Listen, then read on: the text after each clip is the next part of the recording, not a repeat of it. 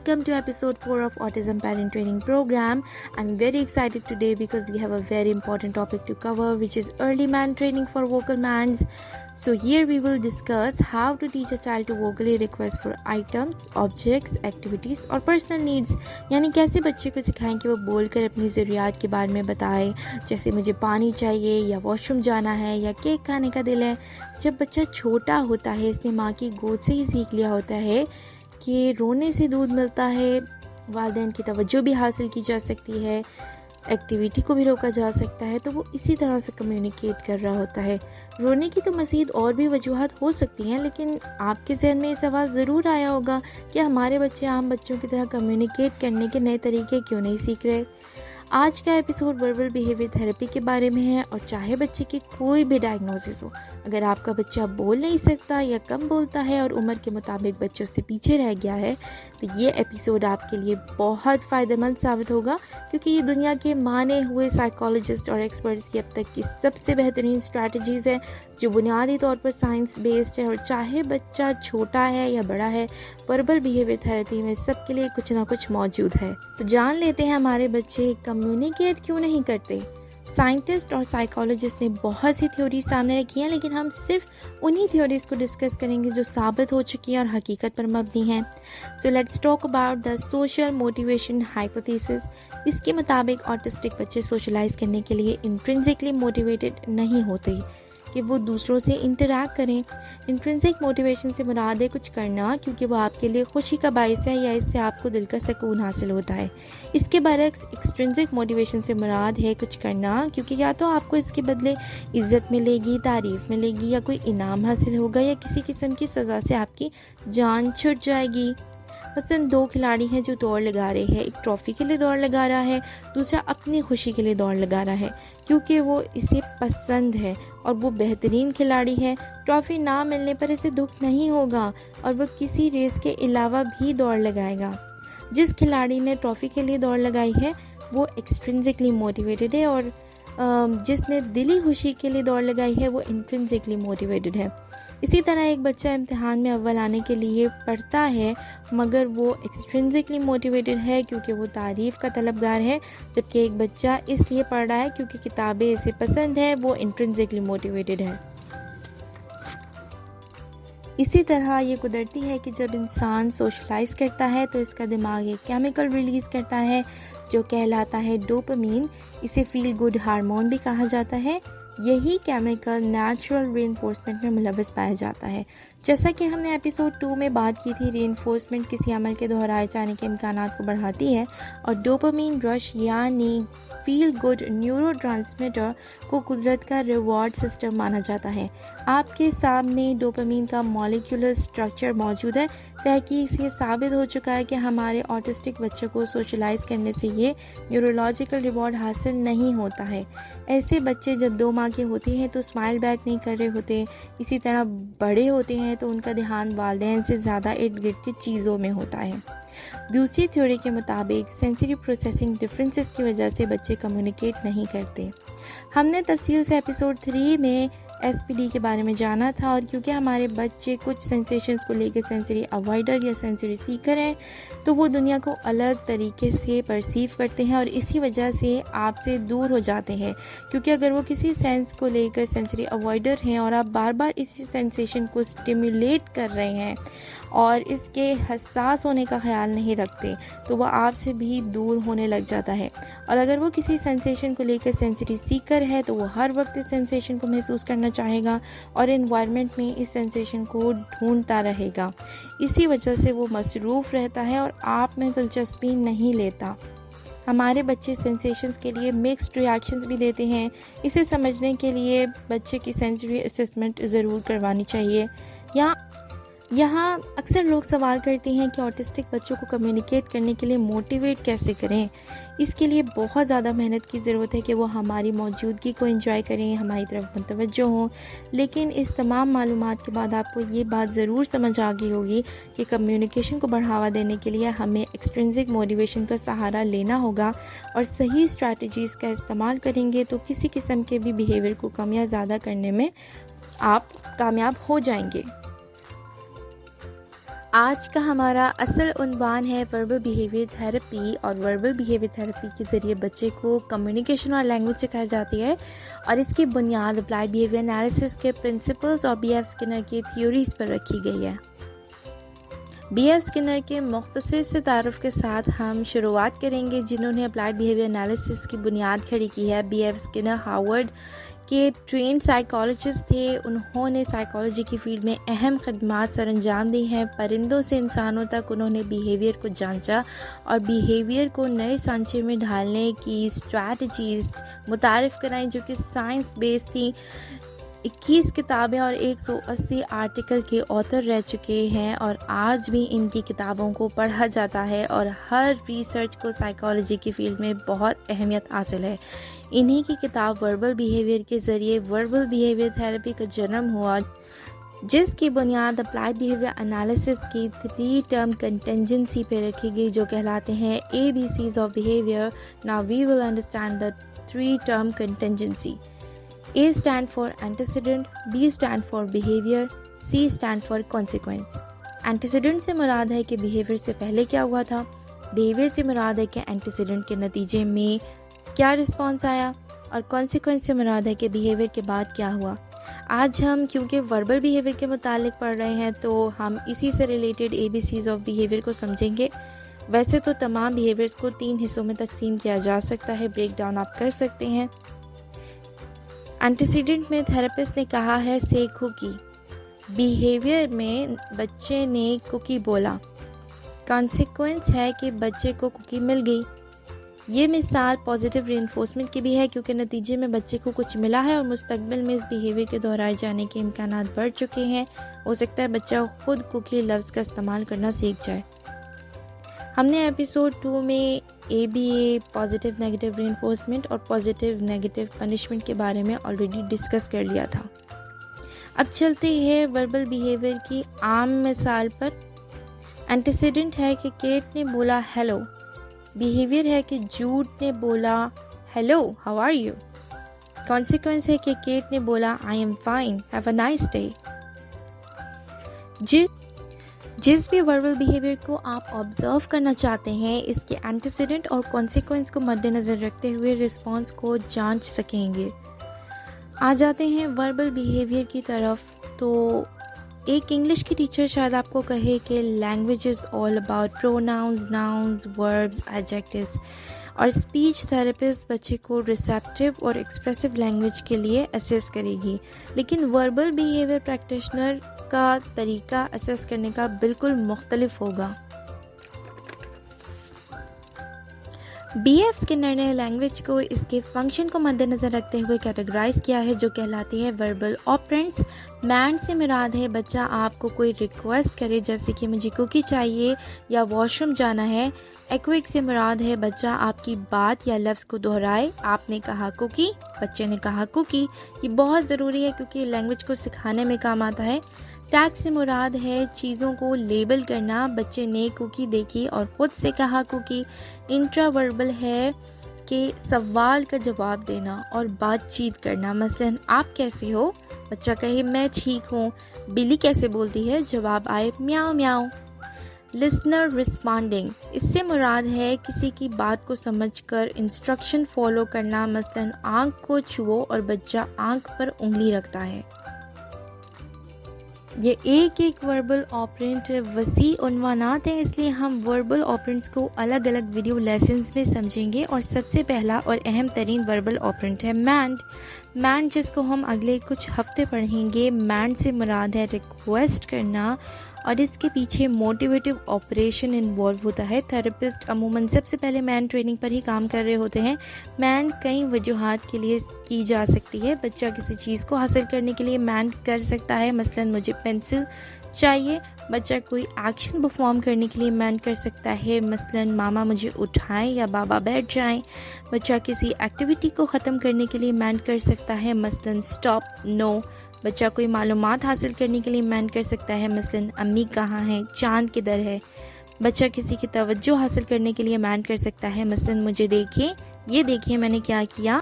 बच्चा कई तरीकों से मेंट कर सकता है। वो बोल कर मेंट कर सकता है, मेंट के लिए साइन लैंग्वेज का इस्तेमाल कर सकता है, picture exchange communication system PACS का इस्तेमाल कर सकता है। इसमें बच्चा तस्वीर के बदले चीज़ या एक्टिविटी हासिल करता है। वो थेरेपिस्ट को तस्वीर देता है और थेरेपिस्ट इसे चीज़ फराहम कर देती है। बच्चा वॉइस आउटपुट डिवाइस का इस्तेमाल कर सकता है। जो तस्वीर बच्चा सिलेक्ट करता है, डिवाइस इस चीज़ का नाम बताती है। इसी तरह से वो जुमले बनाता है। आज का हमारा सेशन सिर्फ और सिर्फ अर्ली मैन ट्रेनिंग के बारे में है और हम बात करेंगे कि अगर लर्नर के पास एक भी लफ्ज़ नहीं है या था मगर अब वो इसका इस्तेमाल नहीं कर रहा, या इसके पास उम्र के हिसाब से कम अल्फाज है और बार बार सिखाने के बावजूद वो लफ्ज़ नहीं बोलता है, सबसे पहले मैन ट्रेनिंग की जाती है। क्योंकि मैन के पीछे मोटिवेशन मौजूद होती है, यानी इस वक्त वो चीज़ बच्चे के लिए वैल्यूएबल है, अहम है, इसीलिए ज़्यादा चांसेस होते हैं कि बच्चा बोलने की भरपूर कोशिश करेगा। सवाल आता है, हमें कैसे मालूम है कि बच्चे को कोई चीज़ चाहिए या एक्टिविटी करना है?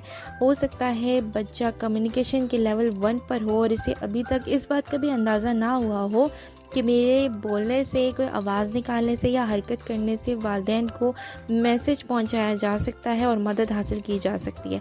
ऐसे बच्चे ज़्यादा इंडिपेंडेंट नज़र आते हैं, मसलन खुद ही ढक्कन खोलने की कोशिश करेंगे, खुद ही दरवाजे खोलने की कोशिश करेंगे, या फिर बच्चा कम्युनिकेशन के लेवल 2 पर होगा और ऐसे में वो वालिदैन का हाथ पकड़कर इनसे चीज़ें मांगते हैं, इन्हें खींच कर लेके जाते हैं एक्टिविटी की तरफ ताकि वो एक्सेस हासिल कर सके।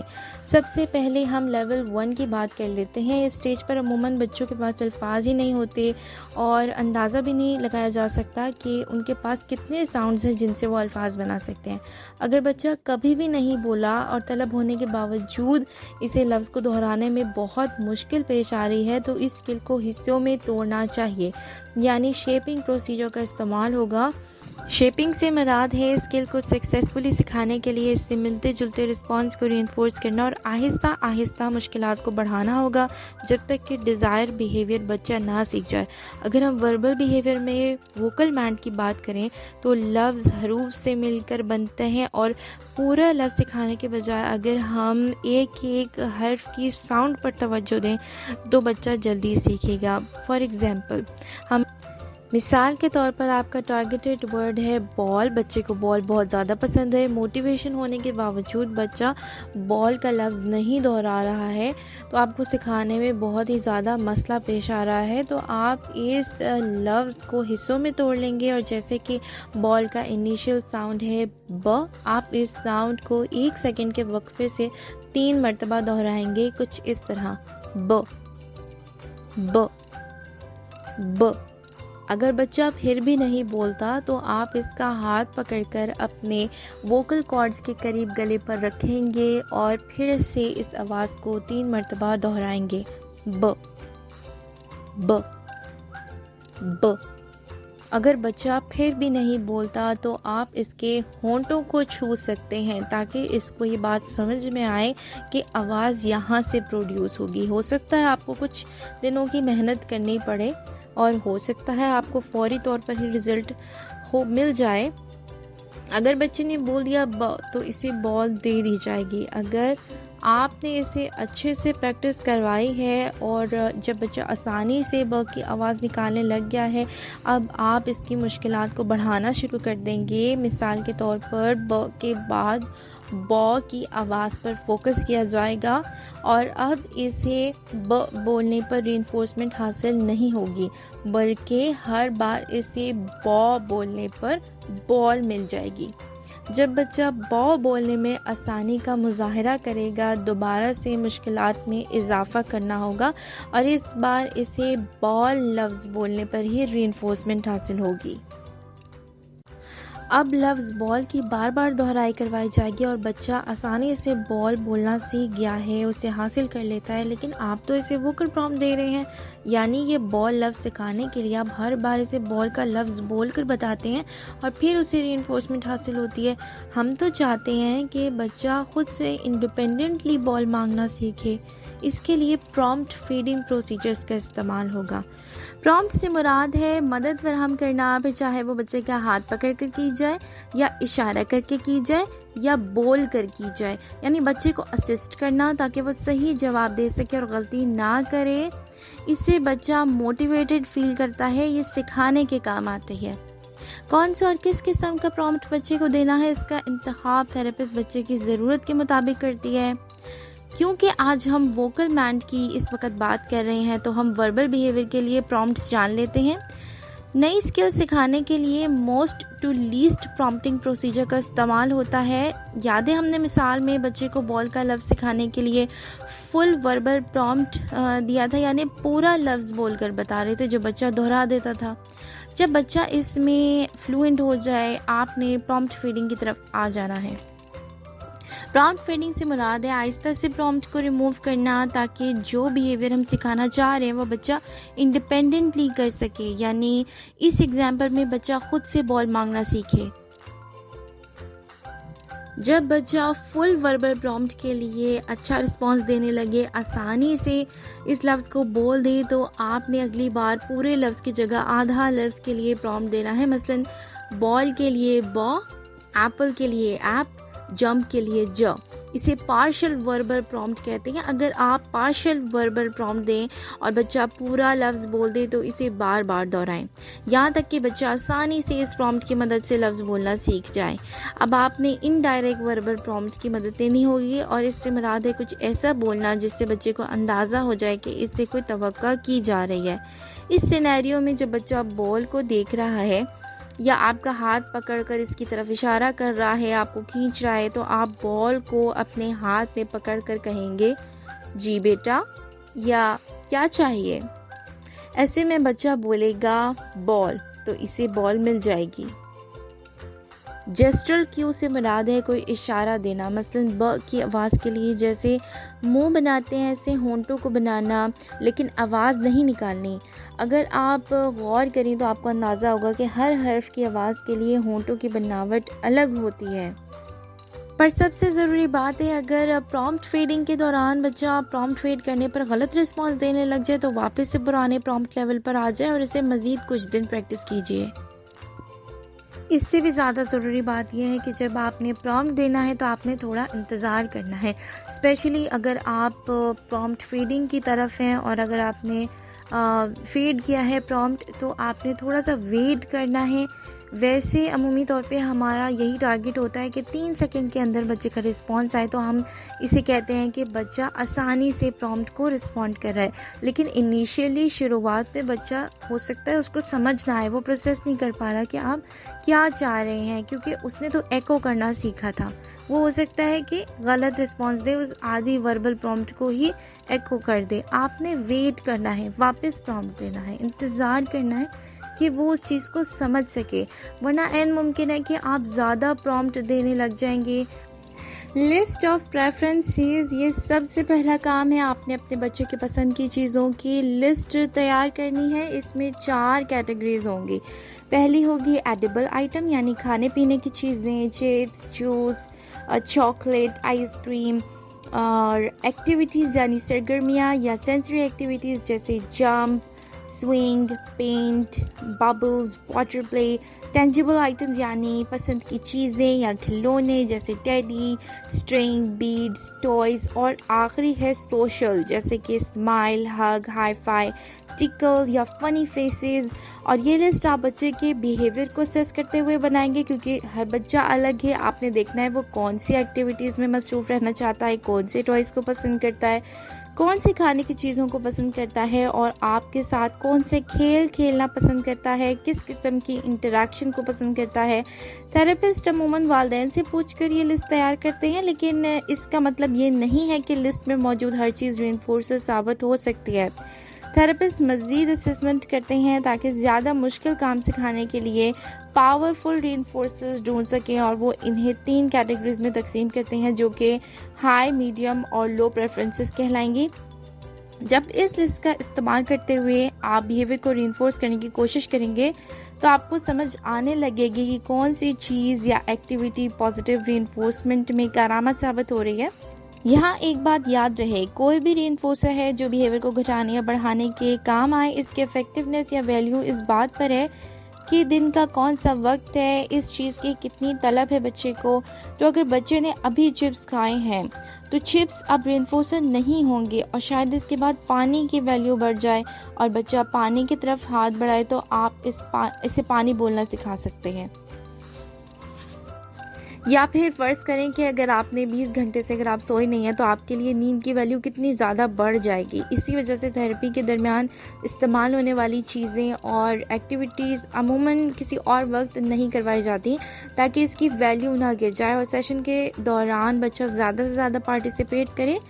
इसका मतलब है कि आपको बच्चे को क्लोजली ऑब्ज़र्व करना होगा और दिन के डिफरेंट टाइम में ऑब्ज़र्व करना होगा कि वो दिन में किन किन चीज़ों में बिज़ी है, कौन कौन सी चीज़ों को की तरफ देखता है या उनको मांगना चाहता है। तो जैसे मैंने कहा कि जैसे पानी है एक बिल्कुल आम सी चीज़ है, लेकिन अगर वो प्यासा है तो उसकी वैल्यू बढ़ जाती है। तो आपने इन चीज़ों का ध्यान रखना है कि बच्चे को किस चीज़ की ज़रूरत है इस वक्त, किस चीज़ की तलब है इस वक्त।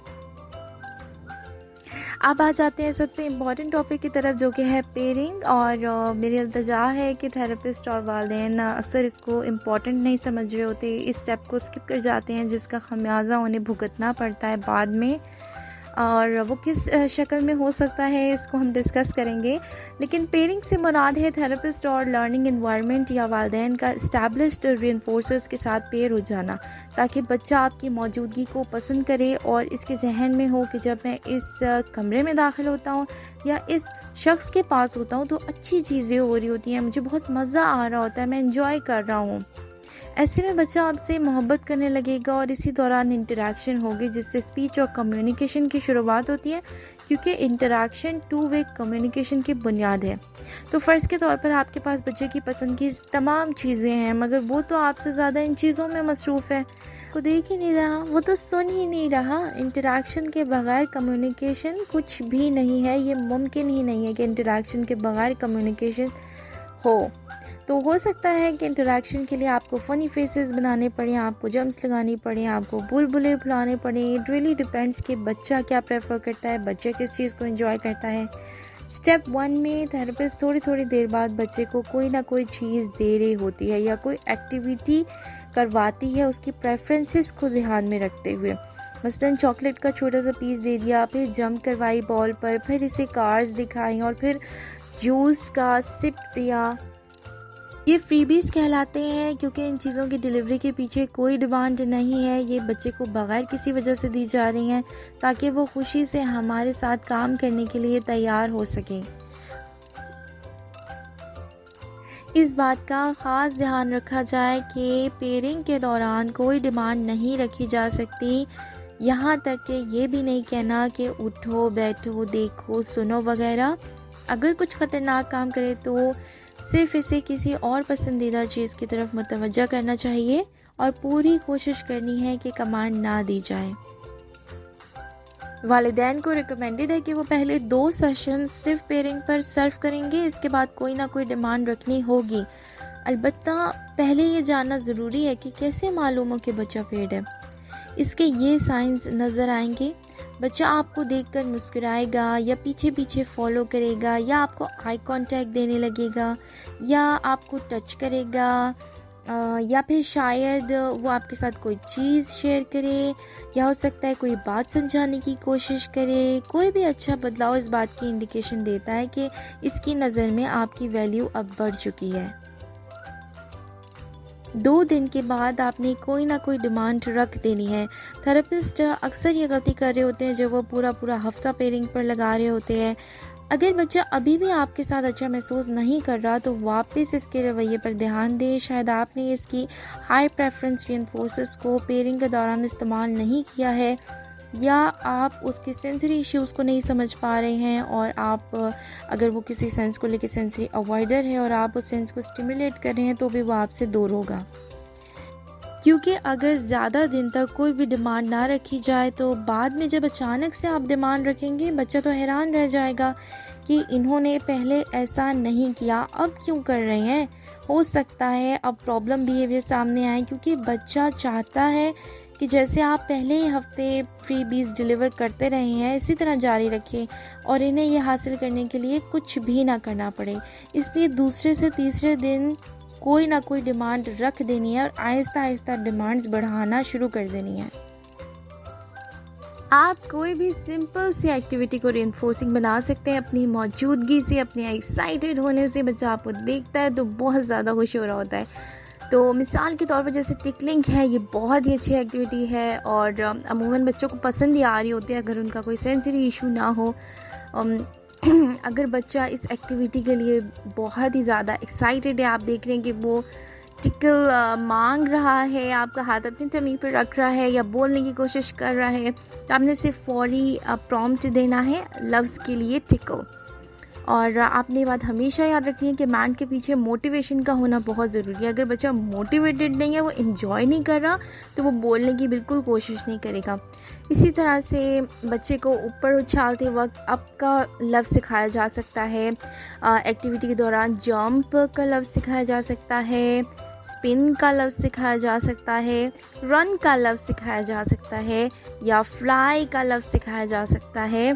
यानी पहले जो आप कहते थे ना कि ये इतना भागता है, इतने छलांगे लगाता है, शरारतें करता है, इसका अब आपने फ़ायदा उठाना है। आपने इसके ज़रिए से इसको कम्युनिकेशन सिखाना है क्योंकि ये इसकी फेवरेट एक्टिविटीज़ हैं।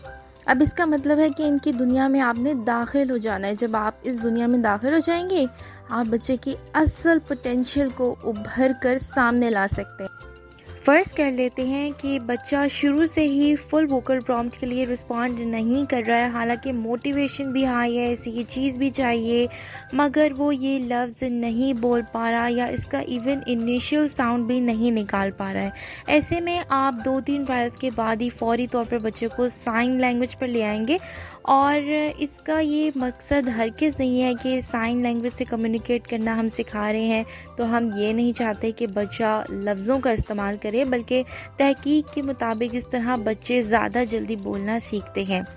शुरुआत में बच्चा साइन करके चीज़ हासिल करेगा, इस तरह से इसे रीइंफोर्सर भी हासिल हो जाएगा, इसे कम्युनिकेट करना भी आसान लगेगा, मगर साथ ही वो हर बार लफ्ज़ को बोलने की भी कोशिश करेगा। आपने भी हर बार वर्ड को साइन के साथ कनेक्ट करना है। जब आप या वो साइन करें तो आपने वर्ड दोहराना है।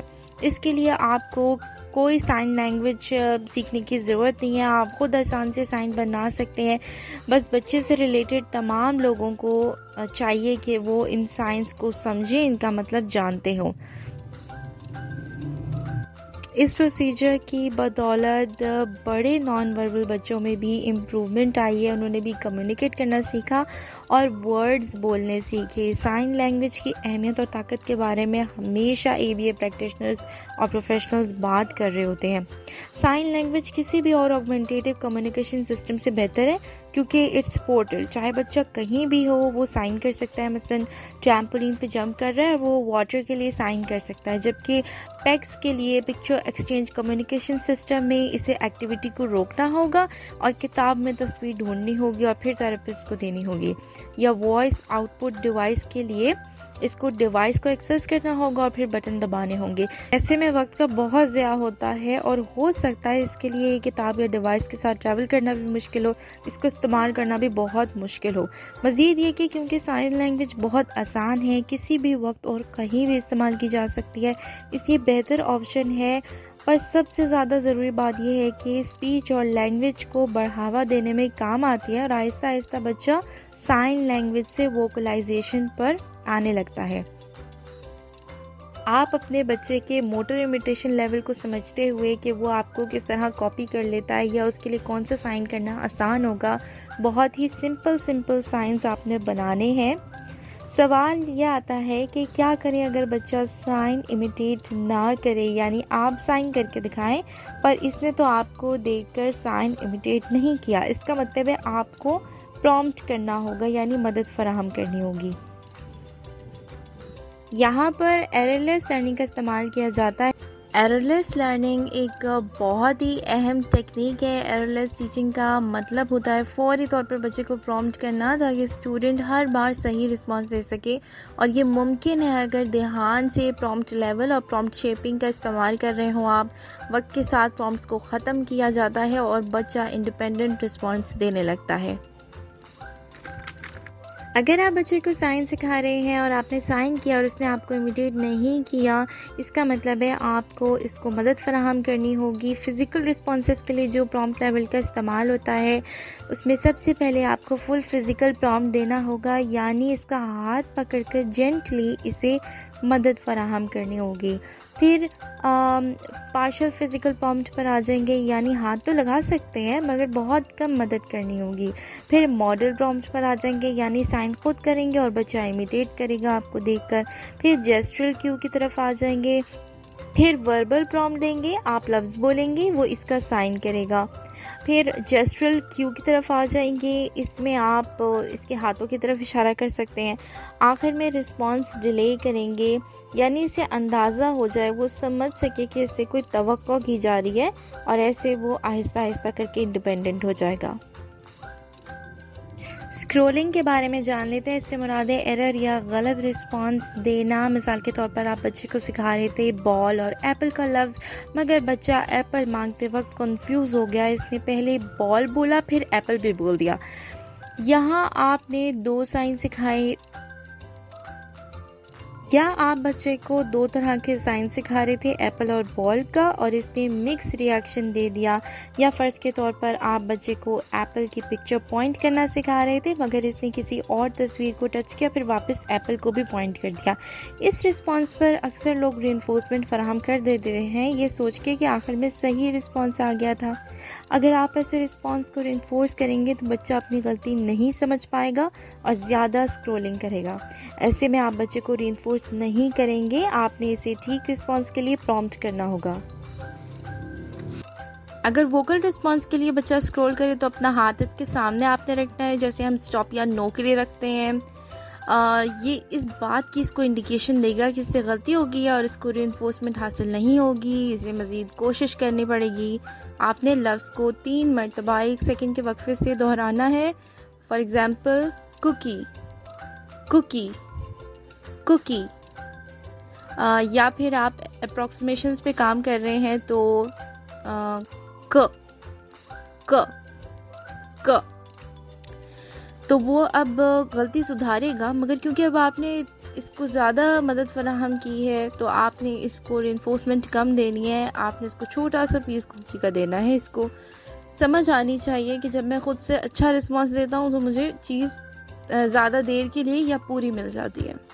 मिसाल के तौर पर जैसे बात की हमने कि आप कुकी का छोटा पीस दे सकते हैं और इंशाल्लाह अगली बार वो सही रिस्पांस देने की भरपूर कोशिश करेगा। जैसे ही वो सही रिस्पांस देगा आप इसको पूरी की पूरी कुकी दे दें या बड़ा पीस दे दें, ठीक है, ताकि उसे अंदाज़ा हो जाए कि उसने सही रिस्पांस दिया है।